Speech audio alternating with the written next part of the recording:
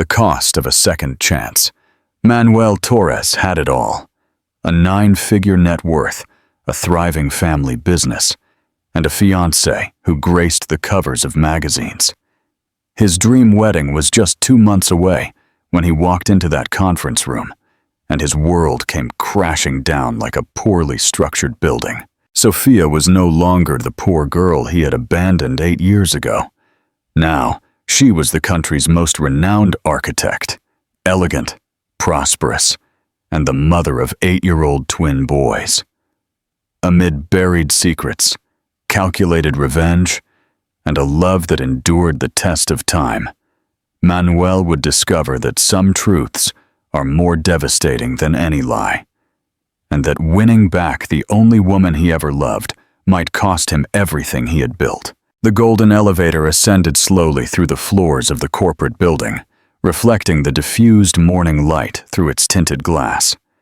Manuel adjusted his Italian silk tie for the 3rd time in 5 minutes, a nervous habit he had developed in the last few months. At 32, he had everything a man could want: a 9-figure net worth, a company as solid as reinforced concrete, and a fiancée who appeared on magazine covers. Still, there was something hollow in his chest, like an echo in an empty apartment. That morning's meeting was important. Torres Engineering was about to launch its most ambitious social project, an educational complex in a low-income area of Santiago, which would serve over 2,000 children. The government wanted them to partner with the best architect, specializing in human-centered projects in the country, Sofia Mendiola. The name had appeared in the report as a unanimous recommendation. Manuel read it 3 times before his stomach clenched. It couldn't be the same person, not after so much time. But there he was, walking down the marble hallway toward the conference room, each step echoing like a countdown. He stopped in front of the frosted glass door, took a deep breath, and pushed the handle. She had her back to him, leaning over a wide table where architectural plans were spread out like maps of dreams. She wore an impeccable beige suit, her brown hair falling in a perfect line to her shoulders, her feet in heels that made her look taller than he remembered. She was no longer the skinny teenager in faded jeans. This woman radiated a natural elegance, earned inch by inch. "Architect Mendiola?" Manuel's voice sounded to him as if it came from very far away. She turned slowly, as if she already knew whom she would find. And when their eyes met, time didn't just stop. It collapsed like a poorly structured building. Sophia had matured astonishingly. The face he had known as young and anxious now had a hard-won serenity. Her brown eyes were deeper, marked by tears he hadn't wiped away, and victories he hadn't witnessed. There was a strength there, a dignity that left him breathless. "Manuel Torres," she said, and her voice had the same rhythm as always, but a deeper, more confident tone. "How long has it been?" There was no surprise in her expression, no anger, just a professional neutrality that cut deeper than any scream. "Sophia, I didn't know you would be the architect for the project. You know now." She returned her attention to the plans. "We can begin." The meeting proceeded with a painful formality. Sophia presented her portfolio with the precision of someone who had built every achievement brick by brick. She spoke of inclusive spaces, of architecture that embraced communities, of dreams transformed into concrete and steel.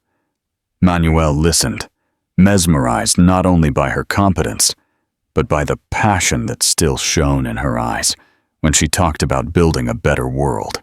"The educational complex will have 3 main pavilions," Sophia explained, pointing to the drawings with a silver pen. "Each adapted for different age groups, but connected by a central plaza that will serve as the social heart of the community. Here, children won't just study, they will develop holistically." "How long will it take to be ready?" Manuel asked, trying to sound professional as he watched her delicate hands glide over the paper. 18 months, provided there are no external interferences. Her eyes lifted and locked with his, as long as everyone involved keeps their word. The insinuation was subtle, but it cut sharply. Manuel felt a blush creep up his neck. The presentation ended when the conference room door suddenly swung open. Two identical boys burst in like small hurricanes of pure energy, wearing toy yellow hard hats and carrying papers filled with colorful drawings. "Mom! Mom!" they shouted in unison, running toward Sophia. Manuel felt the floor disappear beneath his feet. Two boys, about 7 years old, with light brown hair and eyes that shone with a precocious intelligence. They were identical not just to each other, but they carried features he recognized from his own mirror. "Juan Carlos, Juan Sebastian," Sophia said, opening her arms to them. "You're early today." "We finished the drawing of the water school," one of them said, holding out a paper where colorful fish swam among submerged desks. "And I made one with a water slide that goes straight to the library," the other completed, his eyes shining with pride. Sophia smiled for the first time since Manuel had entered the room, and he felt his heart break at the sight of the genuine tenderness on her face. "These are my sons, Juan Carlos and Juan Sebastian," she said, her voice softening completely. "Boys, say hello to Mr. Torres." The twins turned toward Manuel with a child's natural curiosity. He knelt to their level, his legs trembling. "Hello," Juan Carlos said, studying Manuel's face intently. "Do you build houses too?" "Yes, I do," Manuel replied, his voice hoarse. "Do you like to draw buildings?" "We love it," Juan Sebastian exclaimed. "Mom teaches us how to make real plans." The boy held out another drawing, more elaborate than typical childish scribbles. It was a simple house project, but with correct proportions and even measurement notations. "Wow," Manuel murmured, genuinely impressed. "You're very talented." "Dad was an architect too," Juan Carlos said, with the naturalness with which children speak of profound matters. "He died when we were little, but Mom says he's always watching our drawings." The silence that followed was as dense as a storm cloud. Manuel's eyes darted to Sophia, who had tensed slightly. "Boys, go to the drawing room," she said softly. "I'm almost done here." "Okay, Mom." Juan Sebastian waved goodbye to Manuel. "Goodbye, Uncle. You seem cool." When the boys were gone, the silence once again weighed on the two adults like a concrete slab. Manuel couldn't shake the apparent age of the boys, the features that seemed so familiar, the dates that lined up perfectly in his head. "How old are they?" he asked, trying to sound casual. 8, Sophia replied, gathering the plans from the table with precise movements. "They were born in April 2017. Manuel did the math automatically. April 2017. They had broken up in June 2016. The timeline fit perfectly, like puzzle pieces he didn't want to put together. "Sophia, I need to ask you something." "No." The answer was quick, definitive. "You don't need to ask anything. The meeting is over. You'll have my response about the project in 48 hours. She headed for the door, but Manuel took a step forward, partially blocking her way. "Please, 5 minutes." Sophia stopped, but didn't turn to look at him. She stood there in profile, her chin held high in a posture he remembered well. "You disappeared," Manuel said, his voice low, but intense. "One day you were there, at the site, showing me your drawings, talking about the projects you wanted to do. The next day you were gone. You didn't answer calls. You changed your address. You discarded me." Sophia finally turned, and there was a coldness in her eyes he had never seen before. "I didn't discard you, Manuel. You pushed me away. Not with words, but with silences, with embarrassed looks when your friends showed up, with cheap excuses to cancel dates. I got the message. My father, your father didn't date me. You did." She took a deep breath. And when it was time to choose, you chose his approval instead of fighting for me. The truth landed between them like a hammer on glass. Manuel closed his eyes, reliving the cowardice that had haunted him for years. I was young. I was afraid of… What? Of being disinherited? Sophia laughed, but there was no humor in it. I was afraid of not having money for the bus fare on Monday. Afraid of not being able to finish college. Afraid that my dreams were too small for your world. But I would have faced anything for you. Anything. And now? Manuel asked, his voice almost a whisper.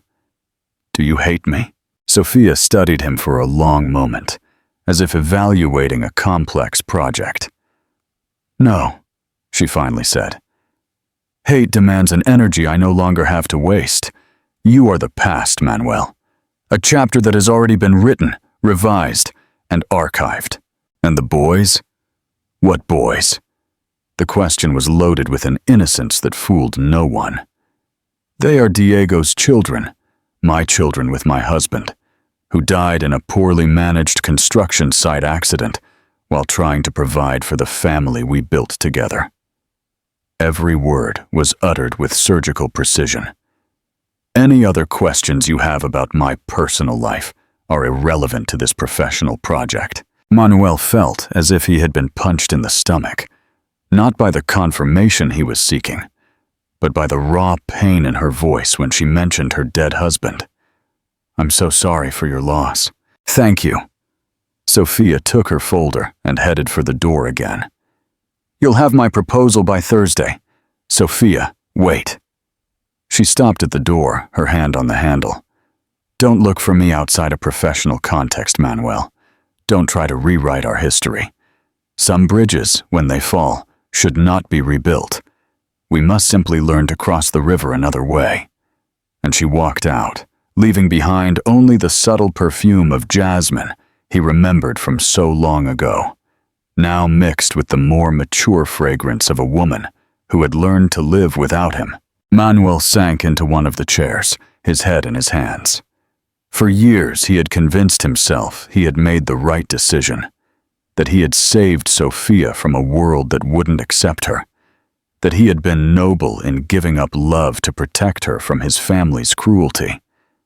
But the truth was there, as clear as the building's glass. He had been a coward, and she, the girl he judged too fragile for his world, had built an empire of her own, while he was content to inherit someone else's. His cell phone vibrated. A message from Isabella, his fiancée. Love, don't forget we have dinner with the Alarcons tonight. Should I wear the blue or the gold dress? Manuel stared at the screen without really seeing the words. Isabella Villarreal, 28, 2 million followers on Instagram, a publicist who worked as a digital influencer, pretty, ambitious, and perfectly suited to his family's standards. Everything Sophia had not been, and everything in which she was infinitely superior. Outside, Santiago buzzed in its eternal dance of cars, people, and dreams. But there, in that silent room, Manuel Torres was facing the real weight of his choices for the first time, and he wondered if there was still time to build bridges over rivers he had widened himself. In the rooms next door, the sound of children's laughter echoed. Juan Carlos and Juan Sebastian were playing as they waited for their mother to finish packing her materials. The sound cut through the walls like an old melody, awakening in Manuel a nostalgia for something he had never had. A family built on love, and not on convenience. He stayed there until the sounds faded, until Sophia's and the boys' footsteps disappeared down the hall. Only then did he get up, adjust his tie one last time, and prepare to return to his life as the perfect heir. But something had changed irrevocably that morning. A foundation had been shaken, and Manuel knew that nothing would be solid again until he found a way to rebuild what he had destroyed with his own cowardly hands. Do you believe Manuel deserves a second chance with Sophia? What would be the biggest challenge he would face in earning her trust back? An unexpected connection.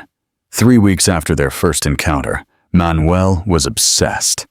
He had hired a discreet investigator to find out details about Sophia's life, but the information only deepened his doubts.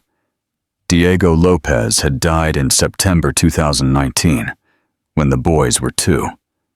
But there were no clear medical records of the exact date of the twins' birth, only the official certificate that indicated April 2017. The math wouldn't leave his head. They had broken up in June 2016, and the boys were born in April 2017, 10 months later. Wait. No. 9. The count was off. The investigator must have made a mistake. Sitting in his panoramic office, Manuel watched the city's movement below while he glanced through the investigator's report for the 10th time. Sophia had accepted the educational complex project, but insisted on exclusively professional communication. All meetings were formal, with teams present, leaving no room for personal conversations. His cell phone rang, interrupting his thoughts. Isabella. "Love, where's your head been lately?" Her voice sounded impatient on the other end of the line. "Yesterday you barely listened to me talking about the wedding venue, and today you canceled lunch with my mother." "I'm sorry, Isa, the social project is taking more time than I imagined." "Social project?" She laughed, but there was a sour note there. "Since when are you so interested in charity?" "It's important for the company's image." Isabella paused, her tone laced with suspicion. "I heard the architect is a certain Sofia Mendiola. They say she's very pretty." Manuel's stomach clenched. "She's a competent professional, I'm sure." The irony in his voice was palpable. "Well, I hope you don't get carried away by her competence. Our wedding is in 4 months, darling." After hanging up, Manuel felt restless. Isabella had always been possessive, but lately her distrust was intensifying, and he couldn't deny she had reason to. The opportunity to get closer to the boys arose unexpectedly. During a visit to the construction site the following week, Sophia received an urgent call.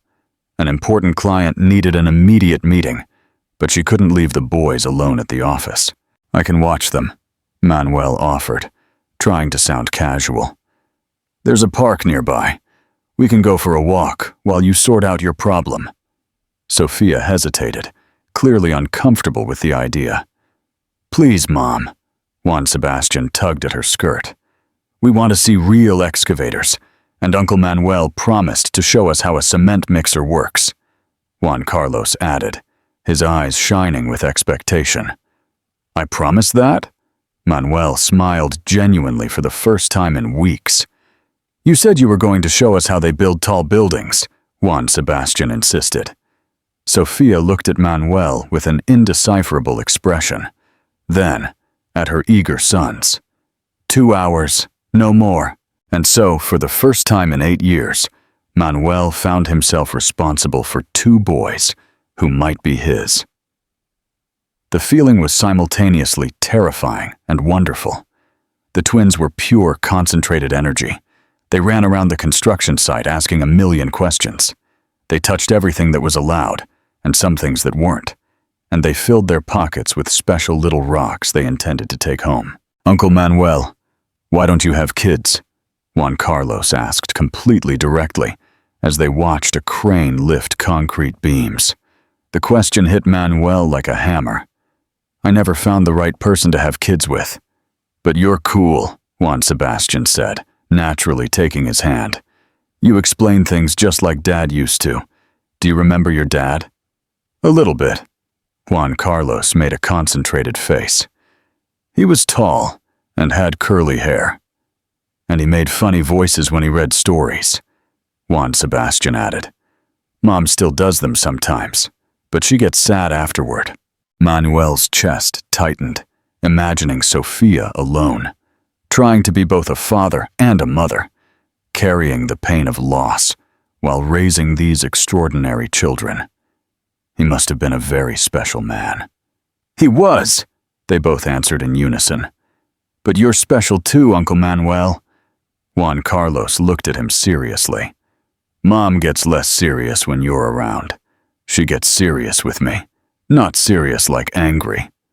Juan Sebastian explained with the patience of someone teaching an adult something obvious. Serious like worried, just like when she has important meetings. Manuel wondered what the children perceived that adults tried to hide. There was a natural intuition in children, the ability to read emotions that left him both uncomfortable and fascinated. At the park, while the twins played on the slide, Manuel watched them with a growing heaviness in his chest. Did they have his eyes? His face shape? The way Juan Carlos tilted his head when he was thinking seemed too familiar to be a coincidence. Uncle Manuel, can you push our swing? Juan Sebastian called from across the park. Manuel spent the next hour pushing swings, helping with the seesaw, and listening to endless stories about their drawings, their favorite teachers, and their outlandish plans to build a treehouse that also functioned as a science lab. They're very smart, he said, genuinely impressed with the boys' creativity. Mom says we look like her. Juan Carlos smiled proudly. But sometimes she looks at our baby pictures and says we have the face of someone she used to know. Manuel's heart leaped. She said that? Uh-huh. Juan Sebastian swung his legs on the swing. I asked her who once, and she got all quiet, you know. Then he changed the subject. When Sophia came to pick them up, she found Manuel sitting in the grass with the two boys, the three of them building sandcastles with twigs and leaves. The scene was so natural, so familiar, that she had to force herself to maintain a neutral expression. How were they? She asked, her voice colder than she intended. Perfect, Manuel replied, getting up and dusting the dirt from his pants. They're extraordinary boys, Sophia. Mom, can I play with Uncle Manuel again? Juan Carlos ran to hug her legs. We had so much fun, Juan Sebastian added. He knows all about cranes. Sophia looked at Manuel over her sons' heads, and for the first time since their reunion, he saw a crack in her emotional armor. Thank you for watching them. It was my pleasure, and he meant it. If you need me to again, it won't be necessary. But 3 days later, she called. She had an office emergency. A pipe had burst, and she needed to be there to supervise the repairs, but the nanny had called in sick. This time, Manuel took the boys to his penthouse. They were ecstatic with the panoramic view of the city, running from window to window, identifying the buildings they knew. Wow, you live in the sky, Juan Sebastian exclaimed, pressing his face against the glass. Almost, Manuel laughed. Want to see the terrace? In the terrace garden, the twins discovered the small vegetable patch Manuel maintained more for therapy than for necessity. They spent an entire hour planting basil seedlings, making a monumental mess, and soaking each other with the hose. Uncle Manuel, are you rich? Juan Carlos asked with a child's typical bluntness. Why do you want to know that? Because our old house was small, and our new one is big. Mom says we work hard to have good things, and you have a lot of good things, Juan Sebastian observed, pointing to the infinity pool. So, you must work a lot. I do work hard, but having a lot of things isn't the most important thing. What's the most important thing then? Manuel looked at their two dirt-smudged faces, their hair messy from the wind, their sincere smiles, and felt something stir in his chest, something he had locked away a long time ago, having special people to share those things with. You don't have special people? Juan Carlos asked, genuinely concerned. I have a fiancé. Is a fiancé the same as a wife? Juan Sebastian interrupted. More or less. We're getting married in a few months. Is she cool like Mom? The question caught Manuel off guard. He tried to imagine Isabella there, playing in the dirt, soaked with water, laughing with two mischievous boys. The image simply wouldn't form. She's different from your mother. Different how? More. He searched for words the boys would understand. Worried about looking pretty. Oh. Juan Carlos seemed to understand immediately. Just like Aunt Fernanda, Mom's sister. She takes 3 hours to get ready just to go to the market. And you can't touch her after she gets ready, Juan Sebastian added. Or else she gets mad. Manuel laughed, recognizing the description. But the laughter died when he realized he was comparing his fiancée to an aunt the boys clearly found boring. When Sophia arrived to pick them up at the end of the afternoon, she found the three of them asleep on the living room sofa. Manuel in the middle, with a boy curled up in each arm, all exhausted after an afternoon of play. She stood in the doorway for a long moment, watching the scene. There was something disturbingly natural about it, as if those bodies knew exactly where they were supposed to be. Sophia? Manuel woke up first, blinking in confusion. Sorry for the delay. The damage was worse than I thought. No problem. She approached to wake the boys gently. They were little angels. When the boys woke up, there was the usual ritual of protests about having to leave. Promises to be good if they could stay a little longer, and tight hugs for Manuel. Thank you, Sophia said when they were finally at the door. Again. Sophia, Manuel hesitated. Then he decided to take a chance. Can I ask you a question? She tensed immediately. It depends on the question. The boys. When you were pregnant? He took a deep breath. Was Diego present from the beginning? The silence that followed was as dense as fresh concrete. Sophia looked at him with an expression he couldn't decipher. Why do you want to know that? Because I look at them and... He stopped, not knowing how to express the certainty growing in his chest. And what, Manuel? Could they be my sons? The question came out as an urgent whisper. Sophia was very still for a moment that seemed like an eternity. When she finally spoke, her voice was low but firm. No, Manuel. They are not your sons. They are Diego's children, conceived in our marriage, loved and wanted from the very first day. The dates. The date of what? She turned to face him fully. You think I would lie about something like that? That I would hide if they were your sons? I don't know what to think. Then stop thinking. Sophia took the boy's hands. And stop investigating my life. Yes, I know you hired a detective. Stop doing it, Manuel. Stop looking for connections that don't exist just because you feel guilty about the past. She went down with the boys in the elevator, leaving Manuel alone in his penthouse lobby, with more doubts than certainties. But there was something in the way she had spoken, an urgency in the denial that didn't match her usual naturalness. That night, Manuel had dinner with Isabella at an expensive restaurant. She talked animatedly about the wedding preparations, the dresses she had tried on, the flowers she had chosen. But he barely listened, lost in thoughts of two bright-eyed boys who called him uncle and made his heart ache with nostalgia for something he might have never had. Manuel! Isabella's voice cut through his musings. You didn't hear a word I said, did you? Sorry, love. I'm worried about the project. That darn project again. She put her fork on the table harder than necessary. You know what? I think I'm going to meet that architect personally, to understand what's distracting my fiancé so much. Something in her tone made Manuel look up, alarmed. It's not necessary, Isa, it's just work. Oh, really? She smiled, but there was ice in her eyes. Then you won't mind if I drop by there tomorrow, just to meet the competent professional who is demanding so much attention from my future husband.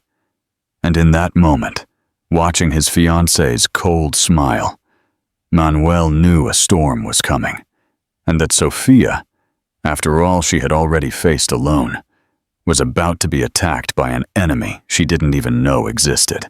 What do you think Isabella's true motivation is for wanting to meet with Sophia? Is she just jealous? Or is something else at play? The unveiling, the storm arrived on a Tuesday, exactly as Isabella had promised. Sophia was in her office, reviewing the final designs for the educational complex, when her secretary announced an unexpected visit. Isabella Villarreal entered the space like a gust of perfumed wind and poorly disguised ambition. Impeccably styled blonde hair fell in perfect waves over bare shoulders, revealed by the daring neckline of a white dress that cost more than many people's monthly salary. Her nails were works of art in nude polish with gold accents, and the smile she wore didn't reach her calculating blue eyes. "You must be the famous Sophia Mendiola," she said, extending a perfectly manicured hand, the diamond rings reflecting the natural light that streamed through the office's large windows. "I'm Isabella Villarreal, Manuel's fiancée."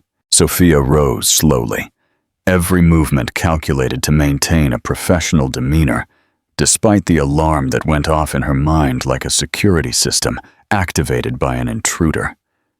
"It's a pleasure to meet you. How can I help you?"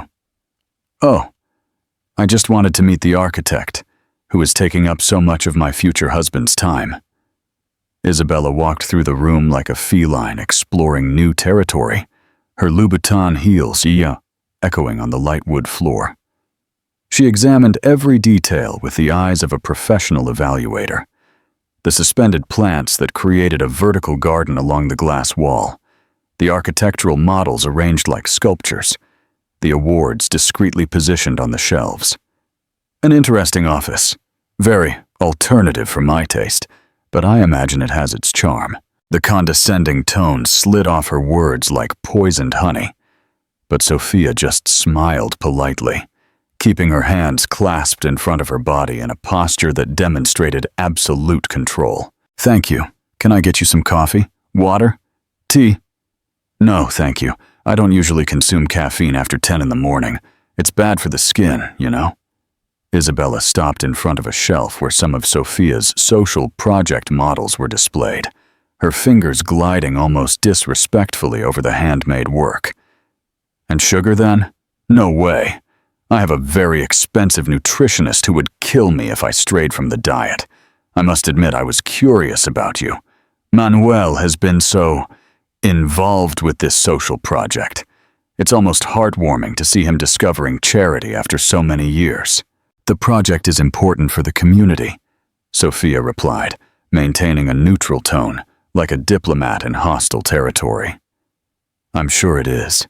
Isabella turned slowly, and there was something predatory in her smile, like a shark that had detected blood in the water.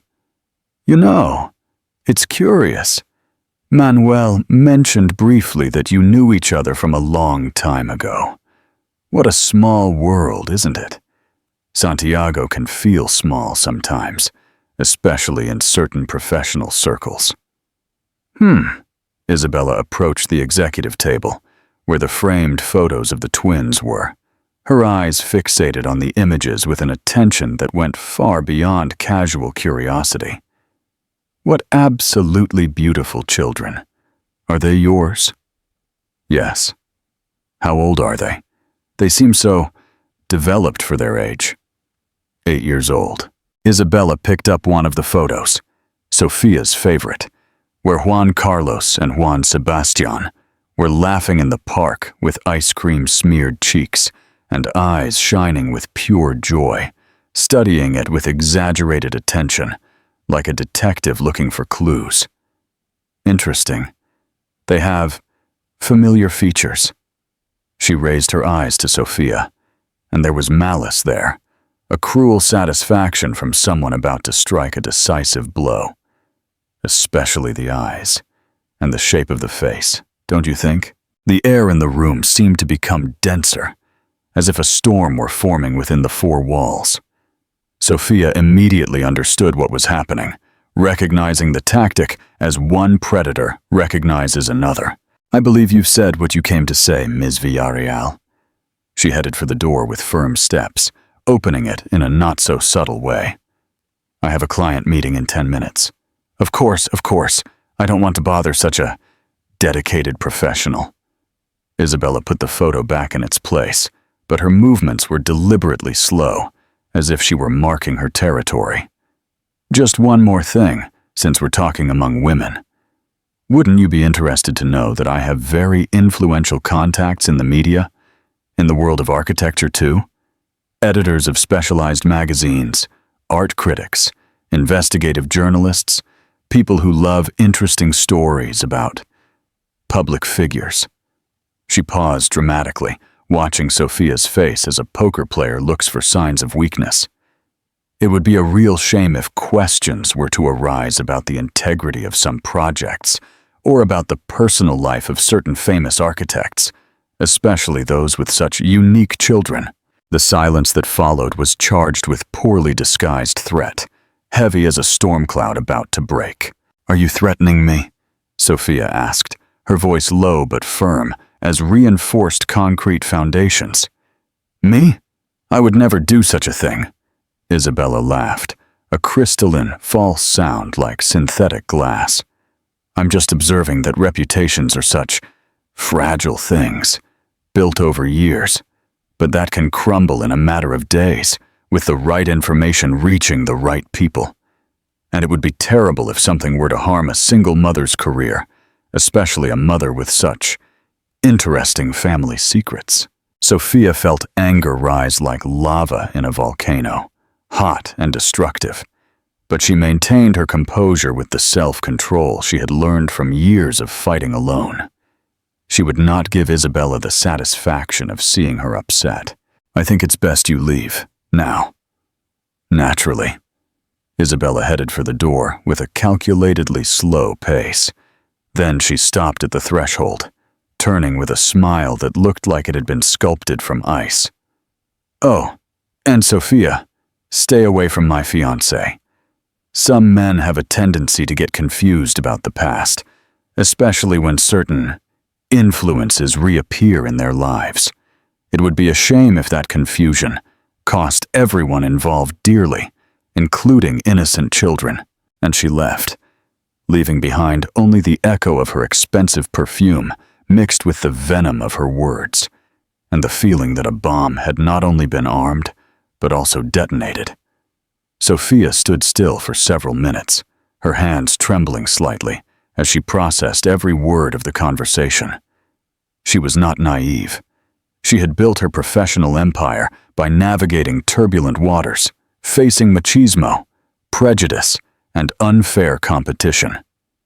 She knew exactly what Isabella had insinuated and what her ultimate goal was, but she had completely underestimated the extent of the calculating malice of which some people were capable when they felt threatened.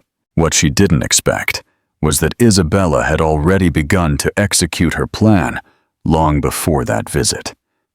The following Monday, Sophia received a call that froze her. Marco Alarcon, CEO of one of the country's largest real estate conglomerates and a longtime client, canceled a multi-million-dollar project that had been in development for months. "Sophia, you know I have the utmost respect for your work." His voice sounded embarrassed on the phone. "But some questions arose that the board considers worrying. Nothing against you personally, of course, but we need to be cautious with our corporate image." "What kind of questions, Marco?" Sophia asked, although she already suspected the answer. "Rumors about irregularities in some projects. Nothing concrete yet, but you know how the market is. Perception is sometimes more important than reality." The same day, Ana Beatriz Herrera, editor-in-chief of Architecture and Design magazine, called with equally disturbing news. "Sophia, I'm so sorry, but we're going to have to cancel the cover story that was scheduled for next month." Her voice sounded genuinely regretful. "We received some information suggesting possible ethical problems in some of your past projects." "What information, Ana? From what source?" "I can't reveal the source, you understand, but they are serious allegations. Plagiarism, appropriation of ideas from younger colleagues, that kind of thing. And on Friday, the final straw." Sophia arrived at her office to find Ricardo, her partner and right-hand man, pale as a ghost, holding a manila envelope. "Sophia, this arrived here early today." His voice trembled. "It's an official summons." Sophia tore open the envelope with hands that fought not to shake. Inside was a legal notice. Someone had filed a formal complaint with the Chilean College of Architects, alleging blatant plagiarism in her most awarded project, the community center that had won the National Social Architecture Award 2 years prior. "This is absolutely ridiculous," Ricardo said, throwing other papers onto the table. "You developed every detail from scratch. I saw the entire process. Who in the world would make such an accusation?" Sophia knew exactly who would, and she also knew that she would need all her strength to fight such a well-orchestrated campaign. But there was something more worrying in the complaint. Along with the plagiarism allegations, there were insinuations about personal matters that may compromise the architect's professional judgment, and undeclared conflicts of interest in recent projects. Isabella wasn't just attacking her career, she was setting the stage to expose the secrets about Juan Carlos and Juan Sebastian. Meanwhile, on the other side of the city, Manuel noticed subtle but disturbing changes in his fiancée's behavior. Isabella was strangely animated in recent weeks, almost euphoric, humming around the apartment and talking about the wedding with an enthusiasm that seemed exaggerated even by her usual standards. "Darling, I was thinking of doing a pre-wedding photo shoot in San Pedro de Atacama," she commented during dinner one Thursday, playing with her engagement ring. "It would be perfect for my Instagram. We can use my private jet, stay for a few days. Isabella, you know I'm very involved with the social project now. It's not a good time to travel." "Ah, yes, the social project." Her enthusiasm visibly waned, replaced by something he couldn't quite identify. "How's it going, by the way? Working well with the architect?" "Sophia is an exceptional professional. The project is evolving very well." "How nice." Isabella smiled, but there was something forced there. "It must be interesting to work with someone from your past." Manuel looked up from his plate, surprised. "How so?" "Oh, darling, Santiago isn't that big. Everyone knows you two knew each other when you were young." She shrugged with feigned casualness. "Old friends reuniting for work. It's almost romantic, don't you think?" There was something in her tone that made Manuel feel uncomfortable, but he couldn't pinpoint exactly what. The truth came to light on a Thursday evening when Manuel came home early due to a canceled meeting and overheard Isabella on the phone in her walk-in closet, her voice vibrating with malicious satisfaction. "Yes, darling, it went exactly as we planned. The anonymous complaint has already taken effect, and clients are starting to cancel contracts." She laughed, a sound Manuel had never heard before, cold and cruel, like breaking glass. "That Sophia Mendiola is going to learn not to mess with what isn't hers, mainly my fiancé." Manuel stood frozen in the hallway, his blood turning to ice in his veins as he listened to his fiancé methodically orchestrate the destruction of an innocent woman's reputation. "No, it's not risky. I have friends in all the right places, editors, critics, professional council members.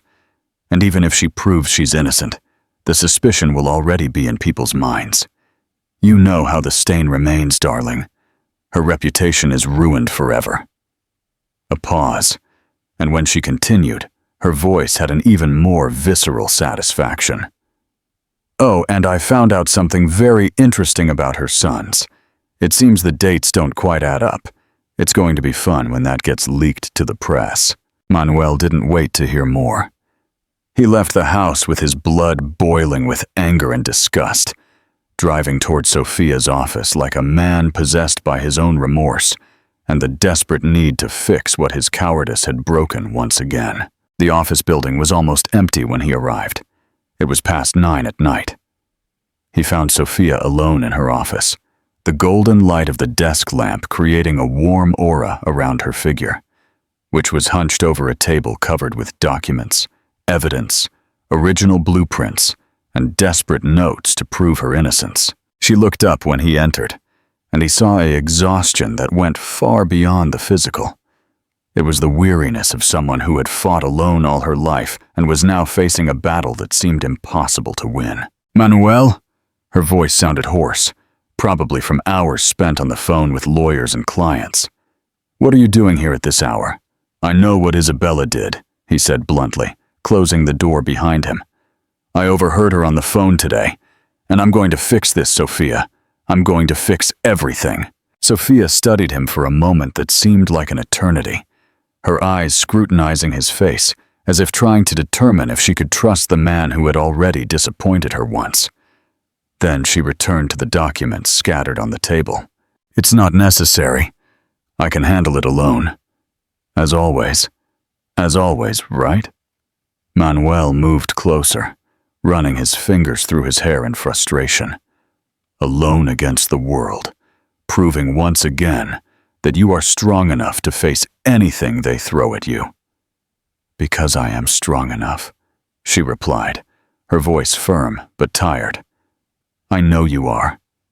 He pulled up a chair and sat in front of her table, forcing her to look at him.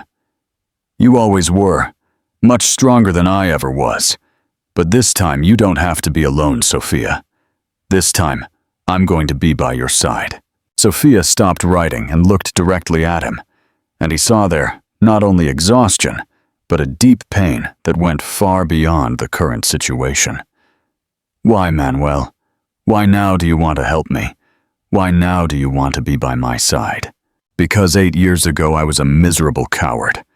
Because I let my pathetic fear be bigger than my love for you. Because I abandoned the only woman who ever made me want to be a better version of myself." Manuel took a deep breath, the words coming out like confessions torn from his chest. "And because during these weeks, spending time with you and the boys, I remembered who I really want to be. I remembered the person I was when I was with you. Sophia, I know Juan Carlos and Juan Sebastian aren't my biological sons." He interrupted her gently, taking her hands across the table. "You made that clear, and I believe you. But when I'm with them, when I see the way they laugh, how they draw, how they look at me with those eyes full of confidence, I feel as if they are my own. And when I'm with you, when I see the incredible woman you've become, the extraordinary mother you are, I feel as if I am home for the first time in my life." Sophia was still for a long moment, tears glistening in her eyes without falling. When she finally spoke, her voice was lower, more vulnerable. "You're engaged, Manuel. You're going to marry a woman in 2 months who clearly loves you enough to destroy other people for you. I'm not going to marry her." The certainty in his voice surprised her. "I can't marry someone capable of doing what she did to you. Someone who attacks a mother through her own children. And more importantly, I can't marry someone who isn't you, Sophia. I can no longer pretend I can be happy with anyone else. That doesn't change what happened between us in the past." "It doesn't," Manuel nodded, squeezing her hands. "It doesn't change the fact that I let you down when you needed me most. It doesn't change the fact that you built an entire life, a family, a brilliant career without me. But perhaps we can build something new, on more solid foundations this time.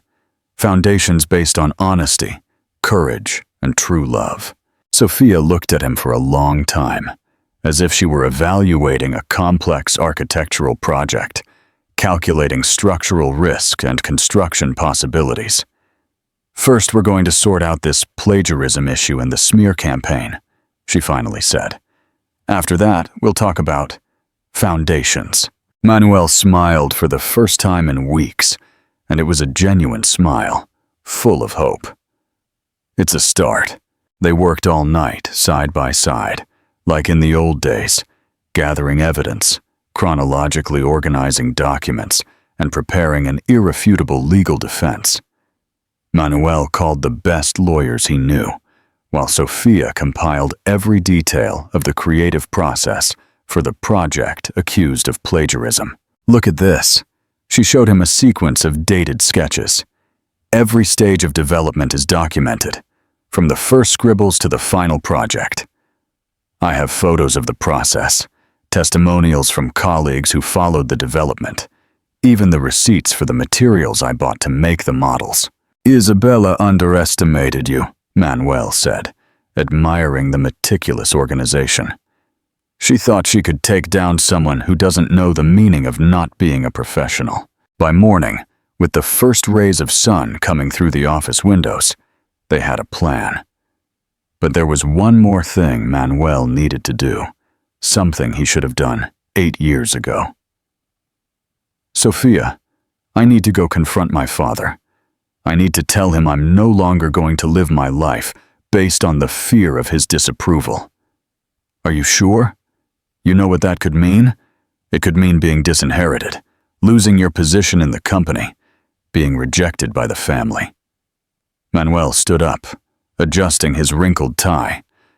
"But for the first time in my life, I have the absolute certainty that the risk is worth it."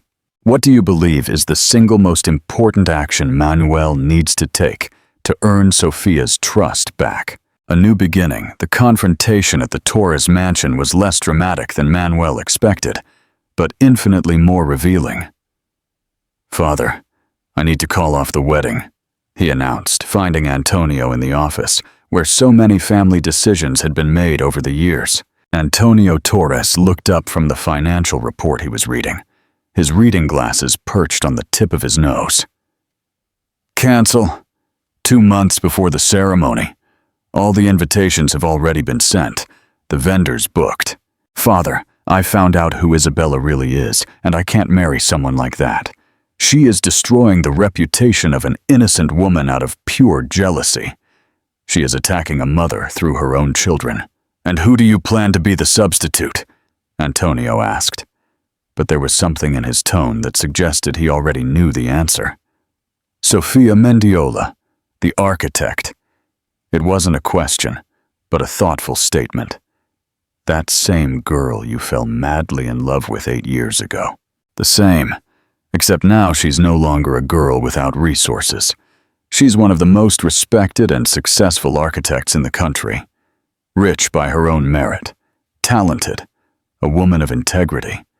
And even if she were still poor, even if she were still that student without money for bus fare, I would choose her. Because I love her, Father. I always have."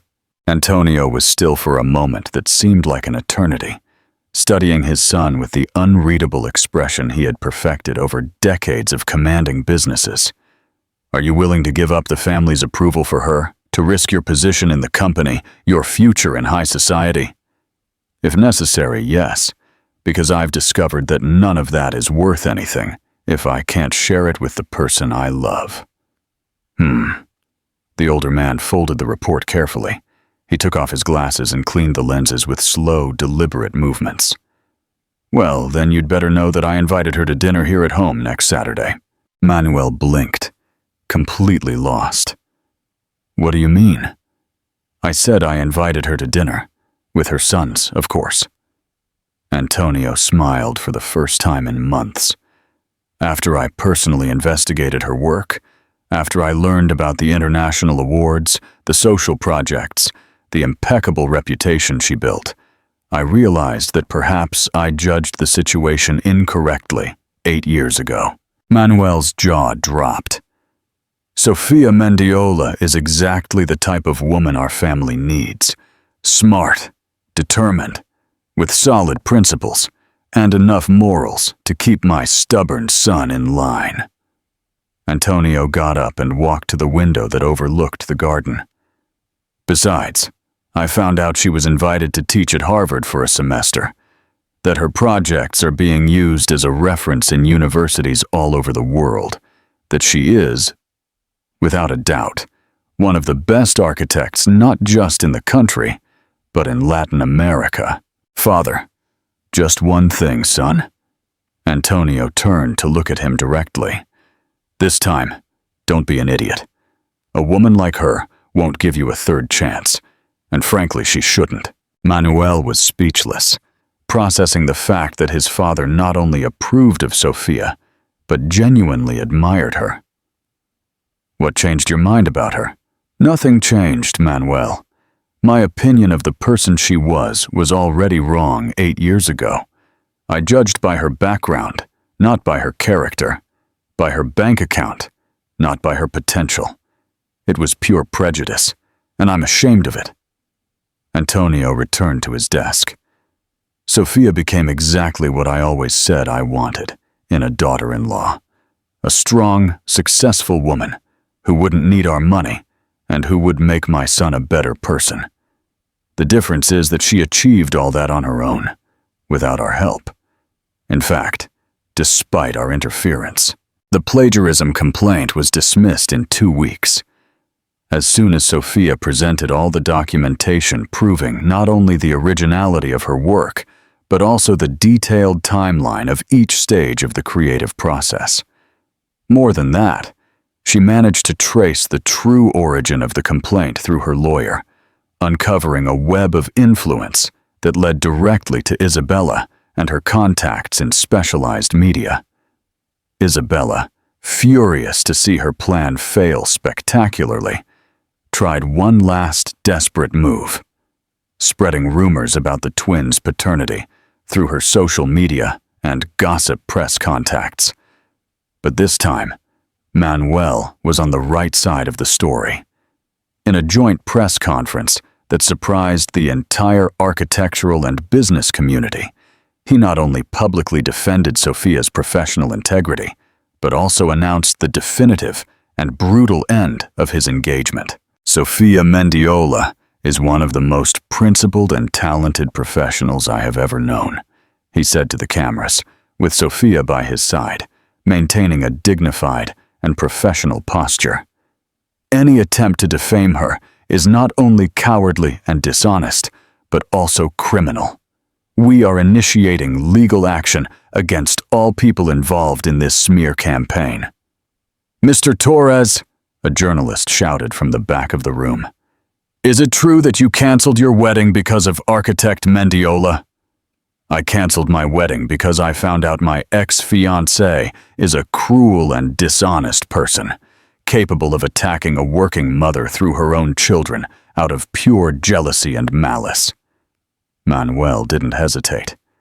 "As for architect Mendiola, she is an extraordinary woman whom I have had the privilege of knowing, and who deserves all the respect and admiration for the social projects she develops and for the dignified way she raised her sons alone."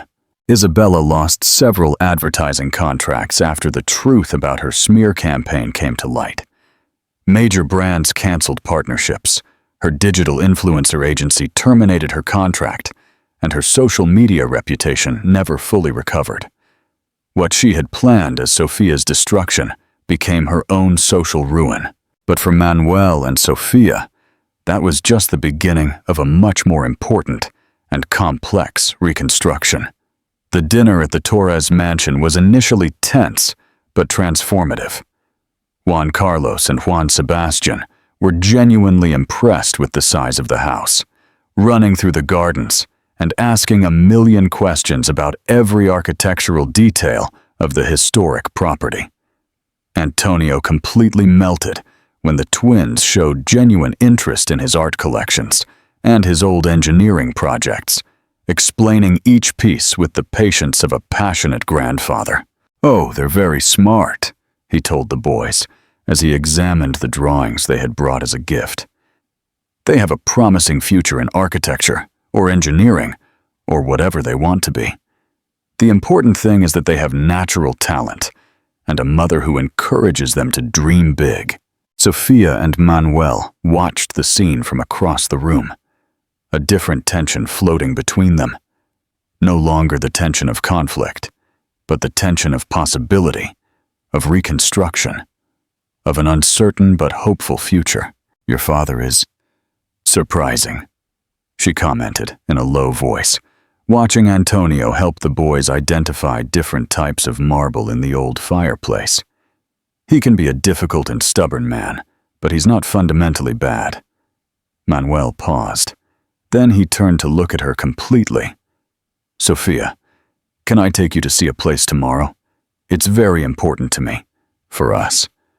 What place? You'll see. Do you trust me? What do you think is the significance of the place Manuel wants to take Sophia and the boys?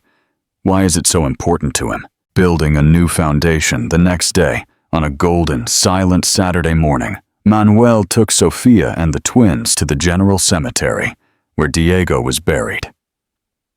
Sophia was genuinely surprised and deeply moved when he pulled the car up to the cemetery gates, immediately understanding the intention behind the gesture. "Why did we come here?" she asked, her voice thick with emotion. "Because before we build anything new and lasting, we need to honor and respect what existed before. We need to make peace with the past." Manuel knelt to the boy's level, who had brought flowers picked from Antonio's garden. "Juan Carlos, Juan Sebastian, I want to talk to you about your father, about Diego." The boys came closer with the natural seriousness they assume when they sense something important is happening. He was an extraordinary man, a father who loved you even before you were born, who dreamed of you, who planned a beautiful future for the family, a husband who made your mother genuinely happy, who supported her in all her dreams, a respected professional, and a man of character. Manuel looked at the simple but well-kept grave, where Sophia had planted roses that bloomed all year round. "I'm not here to replace him. No one can do that, and it would be wrong to try. He will always be your father, forever." "Then why are you here?" Juan Carlos asked with a child's devastating bluntness. "Because I love your mother. I have loved her for a long, long time, and I've discovered that I love you two too, more than I ever thought was possible to love children who don't carry my blood." Manuel felt his voice fail, emotions overflowing. "If she will allow me, if you will accept me, I would very much like to be a part of your family, not as a replacement for your father, but as someone else to love you, to protect you, to be present in your lives."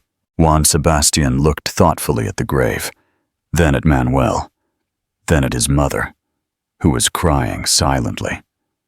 "Mom, remember when you said our heart has infinite space to love, that it's not like a box that gets full?" Sophia nodded, too emotional to speak clearly. "Then I think there's also space for Uncle Manuel in our heart." The boy held out his small hand to Manuel. "But do you promise you won't leave like my dad Diego had to leave? Do you promise you'll stay forever?" "I promise," Manuel said, holding the boy's hand as if it were the most precious thing in the universe. "And I never, ever break an important promise." Juan Carlos came over too, more hesitant. "Can I call you stepfather? You can call me whatever you feel comfortable with." "How about Papa Manuel?" Juan Sebastian suggested, after a few seconds of intense reflection. "Oh yes, you're a father too, but different from Papa Diego who's in heaven." Sophia could finally speak, tears streaming freely down her face. "Are you absolutely sure, my loves? It's a very important decision." "We're sure, Mom," they both answered in unison, with the unshakable confidence of children who know something is right. She looked at Manuel, who was kneeling on the cemetery's dirt ground, holding her son's hands, with tears in his eyes and an expression of reverence she had never seen on him. "I love you, Sophia," he said with complete simplicity. "I have always loved you, even when I was too much of an idiot to fight for it. And if you give me one chance, a single chance, I will spend the rest of my life proving that I am worthy of the three of you." Sophia knelt too, forming a circle with them on the beaten earth ground, in front of the grave of the man who had been her first great love. "I love you too," she whispered, the words coming out as a confession and a promise at the same time. Despite everything, despite the resentment and the fear, I never completely stopped loving you. And there, in front of Diego's grave, with the silent blessing of a man who had loved Sofia enough to want her happiness, even after death, and with the enthusiastic approval of two extraordinary children, they sealed a promise of a new beginning that seemed blessed by the universe itself. The months that followed were a careful, deliberate reconstruction. Manuel didn't try to rush or force intimacy. Instead, he earned his place in the family day by day, presence by presence, act of love by act of love. He showed up to take the boys to school when Sofia had very early meetings. He stayed with them when she needed to travel for work, helped with homework, participated in parent-teacher meetings, and never missed a school play or sports competition. Little by little, he became a constant and reliable presence, the kind of father Juan Carlos and Juan Sebastian had never had the chance to know. Present, active, and interested in every detail of their lives. And with Sofia, he rebuilt their lost intimacy with an artisan's patience. They started with long dinners after the boys were asleep, talking about projects, about dreams, about the years they had lost. They gradually recovered their old closeness, but now it was deepened by maturity and experience. 6 months after their reunion at the cemetery, at the construction site of the educational complex they had designed together, Manuel chose the perfect place for his marriage proposal. It was a golden sunset. The boys were playing among the still under-construction concrete structures, and workers stopped their jobs to watch the scene unfolding. "Sofia Mendiola Lopez," he said, kneeling on the still damp concrete ground, his hands trembling slightly as he held a small velvet box. "Will you agree to build a life with me? A life with solid foundations this time, walls strong enough to withstand any storm, and enough space for all the love we have to give?" "I will," she replied, laughing and crying simultaneously. "But only if it's a joint project, in total collaboration, with no impositions, no hierarchies, partners in everything, forever." "Partners in everything," he nodded, placing on her finger a ring that had belonged to his grandmother, a delicate but meaningful piece that symbolized not only commitment, but also complete acceptance into the family. Juan Carlos and Juan Sebastian ran to hug them, shouting with joy, and the workers applauded and shouted congratulations.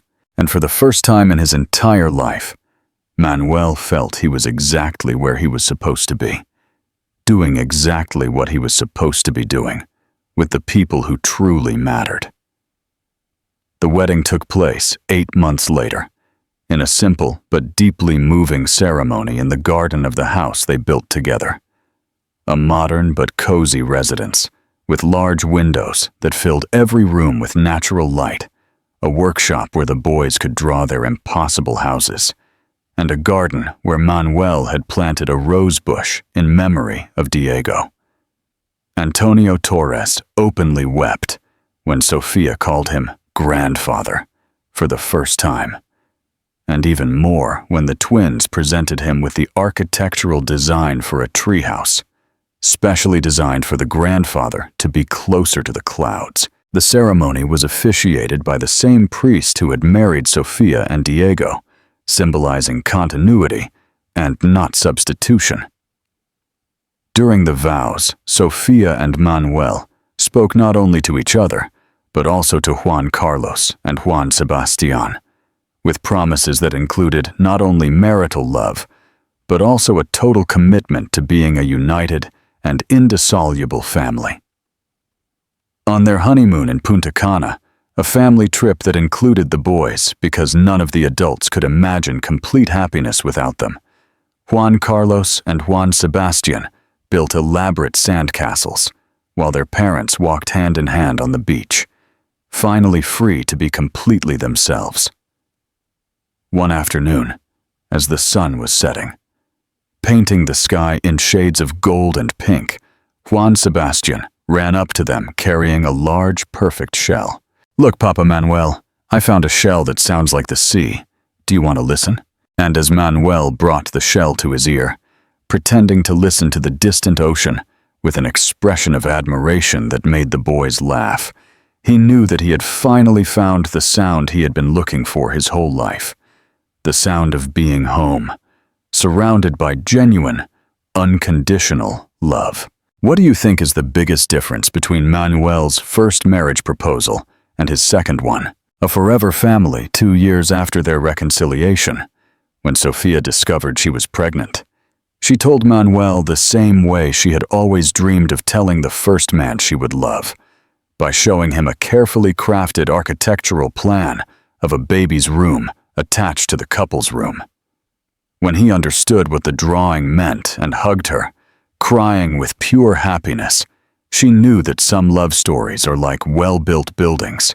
They can fall down under pressure, but when they are rebuilt on solid foundations, they become stronger and more beautiful than ever. The pregnancy was accompanied by joy from the entire family. Juan Carlos and Juan Sebastian were excited about the idea of having a little brother or sister, already making plans to teach the newcomer about architecture and engineering. Antonio commissioned a famous designer to create the most luxurious baby room, while Sophia, true to her nature, designed every detail herself to ensure the space was both beautiful and functional. When little Catalina was born, she was welcomed into a home already filled with laughter, creativity, and unconditional love. Juan Carlos and Juan Sebastian were incredibly kind and protective of their little sister, constantly showing her their drawings and explaining complicated architectural concepts she would take years to understand. Years later, when all the children were older, Juan Carlos and Juan Sebastian were teenagers, interested in following in their parents' footsteps in architecture and engineering, while Catalina showed the first signs of artistic talent. They would frequently ask how their parents had found each other again after so many years apart. Sophia and Manuel always told the same story, of two people who needed to get completely lost to truly find each other, and who discovered that real love isn't about first chances, but about last chances that transform into first chances at a completely new and authentic life. On the wall of their main living room, in a simple but elegant frame, hung the first drawing Juan Carlos and Juan Sebastian made together after Manuel officially entered their lives. A family of 4 people, an architect mother, an engineer father, and 2 boys with yellow hard hats, all holding hands in front of a house that seemed suspended in the clouds, but had the most solid foundations imaginable.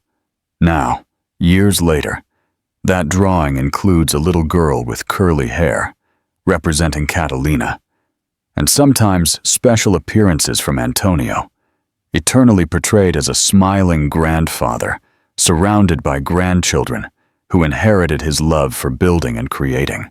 And every night before going to sleep, when Manuel walks through the rooms, checking on each child, listening to the soft breathing that confirms they are all safe and content, he remembers the journey that brought him to this moment of perfect contentment. He thinks of the frightened young man who almost lost everything due to cowardice, of the years wasted on empty relationships, of the pain that both he and Sophia endured before finding their way back to each other. But mostly, he feels gratitude. Gratitude for Sophia's strength that allowed her to rebuild her life after his abandonment. Gratitude for Diego's love that gave her the confidence to love again.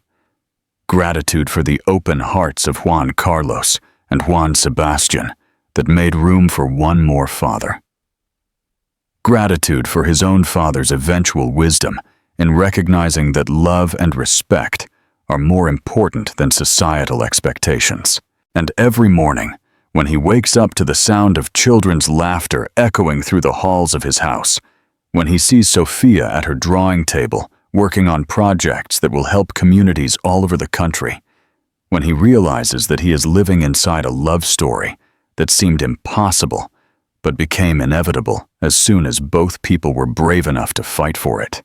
Manuel knows that he is living proof that some foundations, when built with truth and commitment, can sustain a happiness that lasts a lifetime.